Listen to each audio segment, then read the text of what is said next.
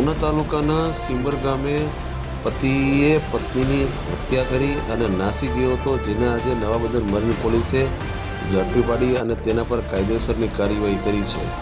પ્રાથમિક માહિતી અનુસાર ઉના તાલુકાના નવાબંદર મરીન પોલીસે ગઈકાલે એક પતિએ તેના પત્નીની દસ્તાવડે હત્યા કરી હતી, જે પતિ ફરાર થયો હતો, જેને આજે નવાબંદર મરીન પોલીસે તેના પતિને ઝડપી પાડી અને તેના પર કાયદેસરની કાર્યવાહી કરી છે. જ્યારે ઉના તાલુકાના દરેક સમાચાર તથા લોકલ સમાચાર જોવા માટે અમારી ઉના ન્યૂઝ ચેનલ સબસ્ક્રાઈબ કરો.